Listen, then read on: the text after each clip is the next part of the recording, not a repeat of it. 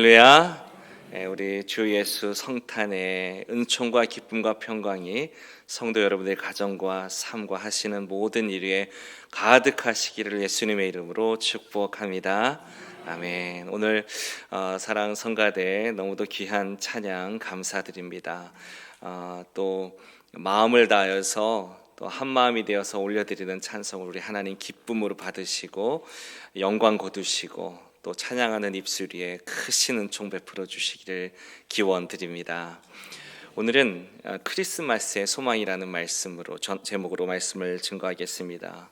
저는 지난 월요일에 가족들과 함께 여기 가까이에 있는 맨하튼 비치에 가서 좀 즐거운 시간을 가진 적이 있었는데 그냥 바다 구경을 좀 하였는데요. 근데 마침 흐린 날씨였고 거친 파도가 얼마나 거세게 해안을 덮치는지요. 그 모습이 볼만해서 이 피어 끝까지 좀 앞으로 쭉 바다 깊은 곳까지 피어가 이렇게 만들어져 있잖아요. 끝까지 사람들이 끝에 나아가서 그 파도를 보려고 했습니다. 꽤 높은 파도가 밀려와서 그 피어 끝에 있는 작은 아쿠아리움, 여러분 가신 분들은 좀 아시죠? 거기 밑둥을 강타하는데요. 그 안에 있는 사람들이 이렇게 좀 긴장될 정도로 쿵쿵 울리는 소리와 진동이 멀리서 울리는 대포와도 같았습니다. 높고 강한 파도 앞에서는 원래 바다에 캘리포니아 바다에 많은 이 서퍼들도 없고 또 배도 없고 아무것도 없습니다. 저항할 수 있는 것들이 없습니다. 거센 파도를 저항할 수가 없지요. 제가 10여 년 전 일본 동쪽 해안의 쓰나미가 후쿠시마를 덮치는 영상 다큐멘터리를 본 일이 있습니다. 많은 물이 무슨 큰 소리를 내는 게 아닙니다. 어마어마하게 많은 물 앞에 이 몇 층짜리 건물들은 그저 장난감에 불과합니다. 밀려오는 물덩어리에 모든 것이 휩쓸려 갑니다. 그러니까 남은 사람은 그 물을 피한 사람들 뿐이었습니다. 근데 파도를 한번 바라보면서 세상 우리가 살아가는 우리의 현실을 한번 마음속으로 잠깐 묵상을 해보았습니다. 영적인 눈으로 세상을 보면 이 세상의 곳곳에 깊이 뿌리내려 활개치고 있는 이 죄의 유혹, 또 악의 공격은 작은 물결도 아니고요, 파도도 아니고요, 쓰나미와도 같다는 거지요. 저항하기가 너무 힘들고 불가능해 보입니다. 사역자로서는 참 오늘의 기독교, 교회, 성도를 조금 걱정해 보았습니다. 또 공동체를 걱정하기에 앞서서 저 자신부터 한번 걱정을 해 보았어요. 세상 살아가는 게 이 거대한 쓰나미와 같은 죄의 유혹과 이 세속의 거친 큰 물덩어리들을 맞이하는 것 같다라는 생각이 들었습니다. 정직하게 유혹을 헤쳐나가는 삶이라는 게 오늘 우리가 살아가는 세상에서 참으로 어렵게 보여요. 그 유혹의 중심에는 무엇이 있나요? 돈과 쾌락이 있습니다. 오늘 세상에 돈을 주고 살 만한 것이 너무 많습니다. 그렇게 사면 즐거운 게 너무 많습니다. 하버드 대학의 이 마이클 샌델 교수의 돈으로 살 수 없는 것들이라는 책을 읽어보면 아이러니하게도 제일 먼저 알게 되는 것은 돈으로 살 수 있는 것들이 오늘 이 세상에 이렇게도 많구나 하는 것을 알게 되더라고요. 그동안 돈으로 많은 사람들이 저를 포함하여서 세상에 널려 있는 많은 쾌락들을 사가고 있었던 거지요. 그리고 시대가 발달할수록 그런 것들은 더 많아집니다. 그러나 저자가 알려주는 것은 그 많은 것들을 돈으로 사는 순간 눈에 보이는 것 너머에 있는 훨씬 소중하고 아름답고 가치 있는 것들을 망치고 만다는 사실입니다. 그러나 사람들은 그런 사실을 알아도 돈으로 살 수 있는 행복, 즐거움을 끊임없이 구하려고 달려갑니다. 마약에서 벗어나지 못하는 대부분의 사람들이 마약이 자신을 끝내는 결단 내고 말 거라는 것, 죽일 것이라는 것을 알면서도 그 마약에서 벗어나지 못하듯이요. 유혹의 힘은 우리 연약한 인간, 죄성을 가진 인간이 감당하기에 너무도 큽니다. 오늘 우리 세상은 점점 더 그러한 것처럼 보여요. 이런 세상 앞에서 내가 오늘 바르고 정직하게 하나님이 주시는 참된 행복을 잘 지키며 나아갈 수 있을까? 오늘 교회가 세상 많은 사람들이 손가락질하는 그런 가운데에서 복음의 진리를 잘 지키면서 다시금 세상으로 하여금 그 초대교회가 초대교회 안에 있는 복음으로 말미암아 세상 사람들의 칭송을 받게 되는 그런 아름다운 일들이, 그리고 세속의 쾌락에 젖어서 참된 행복이 아닌 것들에 속아서 그저 돈과 쾌락 가운데 가정이 파괴되고 삶이 파괴되고 서로가 서로 경쟁하며 죽이는 이런 험한 어두운 세상 가운데에서 복음의 빛을 비출 수 있는 교회로 다시 회복될 수 있을까? 그리고 그 부흥의 일들이 우리 미주 서부 장로교회에 나타날 수 있을까? 그리고 그 누구보다도 저 자신이 먼저 그렇게 그 진리의 길을 이 세상의 유혹에도 불구하고 거침없이 바르게 걸어갈 수 있을까? 이런 생각을 할 때 참 힘들게 여겨졌습니다. 거대한 쓰나미 앞에 서 있는 자신의 초라함을 보는 것처럼요. 그런데 신약 성경을 처음 열었을 때 우리가 마주하는 이야기는 아주 작아 보이는 소망에 관한 것이라는 것이 우리에게 큰 위로가 됩니다. 주님은 소망을 우리에게 보여주십니다. 아주 오랜 어둠을 뚫고 아주 오랜 시간을 빛나면서 아주 멀리에 있는 사람들을 인도했던 별의 이야기가 신약 성경의 처음 이야기죠.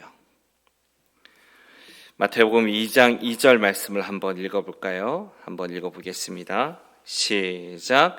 유대인의 왕으로 나신 이가 어디 계시냐? 우리가 동방에서 그의 별을 보고 그에게 경배하러 왔노라. 동방에서 멀리 있는 곳에서라는 말입니다.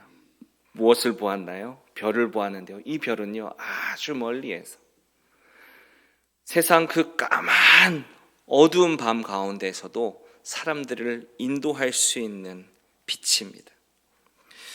이 말씀을 읽으면서 요한복음 1장 5절 말씀도 생각이 나는데요. 우리 한번 같이 읽어볼까요? 요한복음 1장 5절 시작. 빛이 어둠에 비치되 어둠이 깨닫지 못하더라. 우리 한글 번역에는 깨닫지 못하더라라고 했지만 영어로는 overcome, not overcome it이라고 나와 있어요. 어둠이 빛을 극복할 수 없다. 그러니까 빛이 어둠을 이긴다라는 거죠. 아주 작은 빛이 세상의 모든 어둠을 거침없이 뚫고 지나가며 이겨나가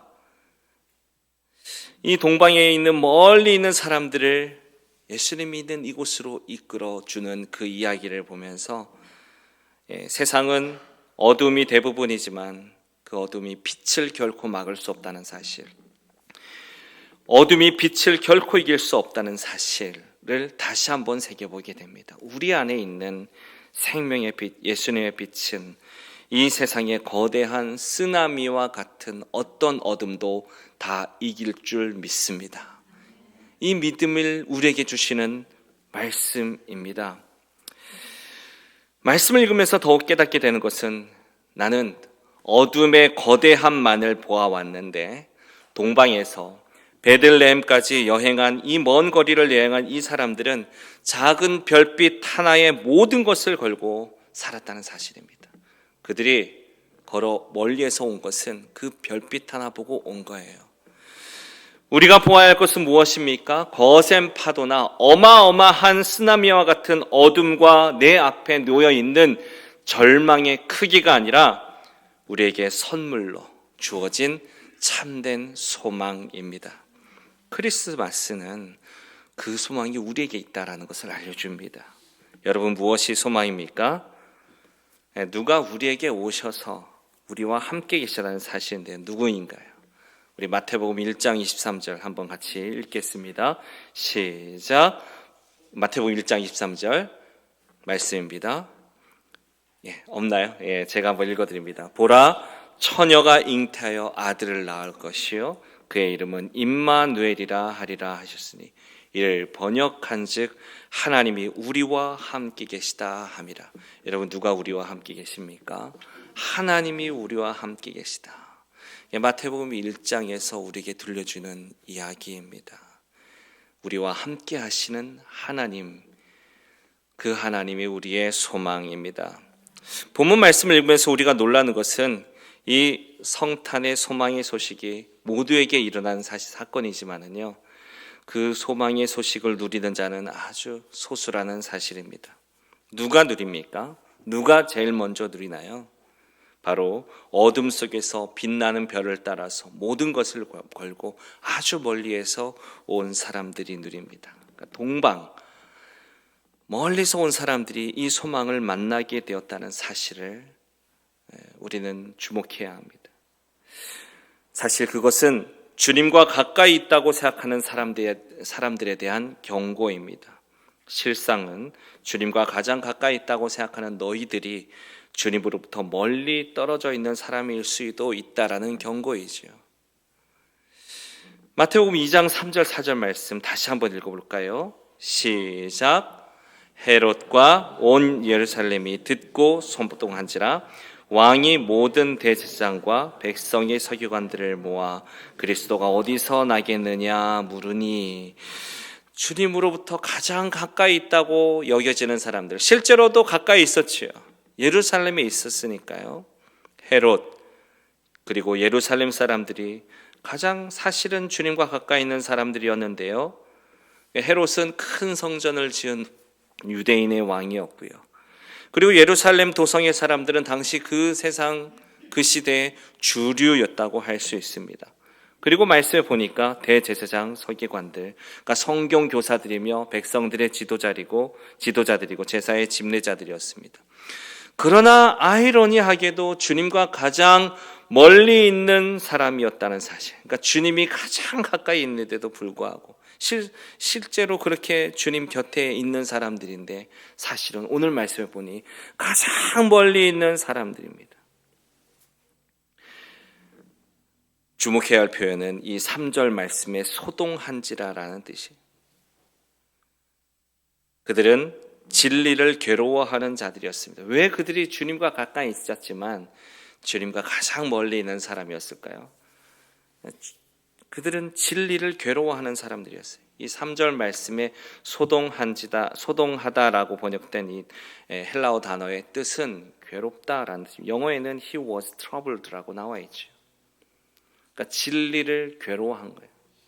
그들이 괴로워했다는 거예요. 예수님을 괴로워했습니다. 그들이 괴로운 이유가 뭡니까?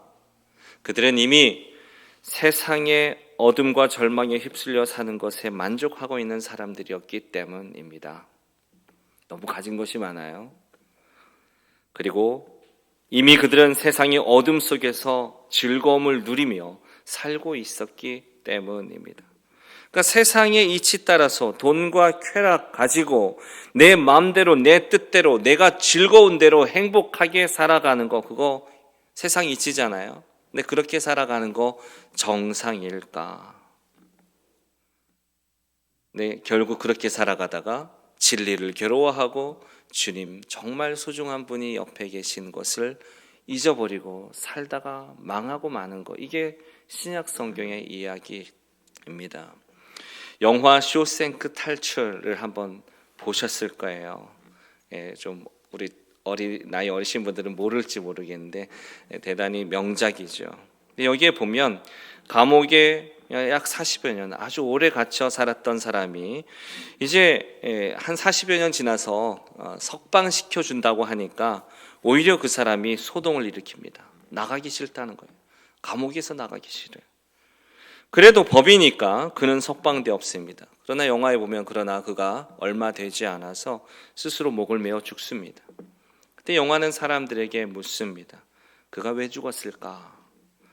40년 감옥에서 지낸 대부분의 사람들이 감옥에서 마침내 가석방이 되어서 나왔을 때 세상에 적응 못하고 오히려 죽음을 택하게 되는 이유는 그들이 전혀 다른 세상에서 적응을 하지 못해서가 아니었습니다. 그들이 살아왔던 세상에서 세상과 다른 이 정상 세상에 적응하지 못해서가 아니었습니다. 그냥 그들이 감옥에서 소망 없이 살았기 때문입니다.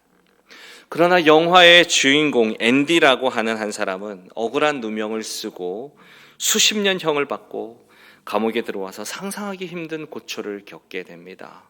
그러나 그는 그 지옥 같은 감옥에서도, 그리고 마침내 감옥에서 탈출해 나와서도 죽지 않고 살게 되는데요. 그가 그렇게 할 수 있었던 이유는 16년 동안 암성망치로 벽돌을 뚫을 수 있어서가 아니었습니다. 영화는 그렇게 말하지 않아요.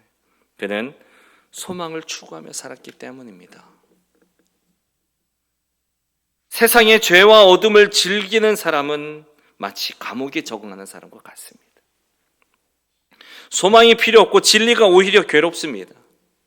언젠가 반드시 자유가 고통이 되는 순간을 마주하게 될 것입니다. 참된 자유가 그들에게는 고통이 돼요.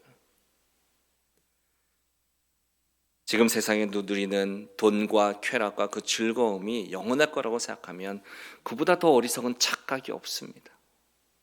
언젠가 진정한 자유 앞에서 고통스러운 순간을 맞이하게 될 것입니다. 본문 말씀에 나오는 헤롯과 예루살렘 도성의 사람들이 그와 같았습니다. 정말 참되고 아름다운 소망, 자유는 괴로워요. 그러나 멀리서 온 사람들은 우여곡절 끝에 마침내 인류의 참 소망이 되시는 주님을 만나게 됩니다. 그들은 별 하나 보고, 그 어둠을 뚫고 나오는 별 하나 보고 모든 걸 걸고 온 사람들이에요. 그들이 주님을 만나게 된다. 이게 성탄의 이야기, 성탄절에 소개되는 이야기입니다. 그리고 오늘 말씀에서 보여지는 그들의 기쁨 속에서 이 임마누엘 예수님 안에 있는 그 소망을 가진 자들의 참된 기쁨이 무엇인지를 보게 됩니다. 우리 2장 10절, 11절, 11절은 안 읽었는데요. 우리 2장 10절, 11절까지 다시 한번 읽어보죠. 우리 10절 말씀 한번 읽겠습니다. 10절 시작. 그들이 별을 보고 매우 크게 기뻐하고 기뻐하더라. 무엇을 그들이 본 것입니까? 이제 베들레헴에 들어가서 별이 멈추어 섰어요. 그리고 마태복음에 나와 있지 않지만 누가복음에 나와 있죠. 그게 어디인지, 마구간이라는 곳, 구유에 아무렇지도 않게 아무렇게나 그냥 눕혀져 있는 어린 이 아기, 갓 태어난 아기를 보고, 왕이신 예수님을 이곳에서 보고 매우 크게 기뻐하고 기뻐한 이유가 무엇이었겠습니까? 그들이 오랜 시간을 여행하면서 깨닫게 된 건, 예수님이 하나님의 아들이, 인류의 구원자가 저 화려한 궁정에서 태어난 게 아니고 우리가 지나왔던 그 대단한 곳에서 있었던 것이 아니고 이 베들레헴 아주 작은 곳에서 말 구유 위에 누워 계신 그 예수님이 참으로 하나님의 아들이심을 보여주시는 하나님의 은혜가 너무도 놀라웠을 것입니다. 그리고 그 안에 정말 역설적인 주님의 소망을 보게 되었을 거예요. 세상의 눈으로 볼 때 이 동방박사들이 별로 기뻐할 게 없습니다. 아기 예수님이 왕관을 쓰신 것도 아니고, 아기 예수님으로부터 지금 무슨 그들이 기사자기를 받는 것도 아니고요. 대단한 보물을 선물로 받는 것도 아닙니다. 세상의 눈으로 보면 그들이 크게 기뻐할 이유가 뭐가 있습니까? 그 오랜 시간을 고생하면서 왔는데 겨우 말 구유 위에 있는 이 작은 아기를 보았을 때 거기에 무슨 기쁨이 있단 말입니까? 그들의 손에 쥐어지는 기뻐할 어떤 이유도 없었습니다. 그러나 성경은 그들의 기쁨이 참 기쁨인 것을 우리에게 알려줍니다. 이게 어떤 기쁨인가요? 주님을 만난 기쁨이지요. 참된 소망을 얻은 기쁨입니다. 성탄하신 예수님을 만난 그들의 기쁨을 우리가 어떻게 알고 표현할 수 있을까요? 우리 안에는 정말 그 기쁨이 있나요? 이 위대한 신학자 토마스 아퀴나스가 이제 만년이 되었을 때 갑자기 자기 저술을 그만두었다고 합니다. 근데 그때 그의 비서가 당신의 저작이 아직 완성되지 않았는데 왜 지금 중단하느냐고 불평을 했습니다. 그때 아퀴나스가 이렇게 대답합니다. 형제여, 몇 달 전 내가 기도하는 중에 나는 살아계시고 실존하시는 예수 그리스도를 만나고 체험했다네. 그날부터 나는 글을 쓰는 일에 모든 흥미를 잃었지. 지금까지 내가 그리스도에 대해 쓴 모든 글이 이제 내게는 지푸라기처럼 보인다네. 주님을 만난 사람의 반응이지요.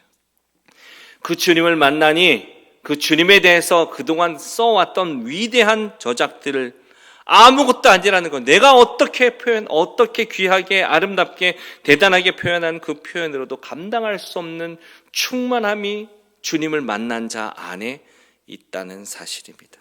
주님의 사랑을 만나게 되는 순간 경험하게 되는 그 충만은 세상의 그 어떤 거대한 것도 덮어버립니다. 고난도, 환난도, 절망도 덮어버립니다. 20세기에 일어난 어떤 기적에 관련된 이야기라고 합니다. 한 프랑스인 아버지가 태어나면서부터 앞을 보지 못하는 10살짜리 아들을 데리고 순례를 가다가 한 기도 처소에 이르자 간절히 거기서 아들의 부탁을 따라서 하나님께 기도했습니다. 주님, 제 아들이 눈을 뜨게 해 주십시오. 그러자 곧 아들은 볼 수 있게 되었습니다. 아들은 사방을 둘러보았습니다. 꽃과 나무와 푸른 풀과 탁 트인 하늘이 눈에 들어왔습니다. 그리고 아빠의 눈을 들여다보았습니다. 10년 동안의 긴 고독과 암흑 속에서 들어온 유일한 목소리의 주인인 아빠의 눈을 본 것이죠. 아이가 아빠의 눈을 들여다보면서 무엇이라고 했을까요? 이렇게 말했다고 해요. 아, 세상에 사람들이 모두 이 안에 있네요. 아빠의 눈 안에 있네요. 여러분, 이게 무슨 말일까요? 그러니까 아버지의 사랑을 그가 10여 년 동안 그 사랑의 목소리를 받으며 자기를 사랑해 준 인내와 사랑으로 내 옆에 항상 있어준 이 아버지의 사랑을 그는 마음속에 깊이 기억하고 있는데, 이 아버지의 눈을 통하여 그 사랑의 눈빛을 보니, 아버지의 사랑을 보니 그냥 다 된 거죠. 그걸로 완성된 거죠. 부족함이 없어요. 더 이상 필요한 게 없어요. 다른 거 보고 싶지도 않아요. 아버지 눈 안에 있는 그 사랑 보니까 모든 게 충만해져요. 이게 진정한 사랑을 경험한 사람 안에 있는 충만이지. 부족함이 없는 그 충만. 자기를 누구보다도 사랑해준 아빠의 눈 안에 모든 것이 다 있다고 한 그의 말 속에서 참된 사랑이 그 아들의 마음을 얼마나 충만하게 해주고 있었는지를 알게 됩니다. 여러분, 이 충만함을 경험해 보셨습니까? 예수님 안에서 경험하시기를 축복합니다. 예수님이 우리에게 오셨습니다. 마음속 깊이 그분을 영접한 순간 세상에서 그 누구보다도 가장 충만한 사람이 될 것입니다. 그 축복을 누리십시오. 말씀을 준비하며 저에게 주신 정말 소중한 기도 제목이고 도전이었습니다. 너에게 그 충만함이 있느냐? 이 멀리서 온 동방의 사람, 이방인, 제일 멀리 있는 것 같은 사람들이 예수님을 만나고 그 충만을 경험했습니다. 주님 안에 있는 충만을 여러분 경험하셨습니까? 그것이 아니라 세상에 많은 돈으로 사야 할 것들을 생각하며 전전긍긍하고 그것에 매여 살면 우리의 인생은 소망이 없습니다. 거대한 쓰나미에 휩쓸려가고 말 것입니다. 그러나 여러분, 바로 옆에 계신, 오늘 우리 옆에 살아계신 임마누엘, 우리와 함께 하시는 주님을 보십시오. 저와 여러분의 삶에 주님을 만남으로 인한 충만이 항상 경험되어지기를 예수님의 이름으로 축복합니다. 기도하겠습니다.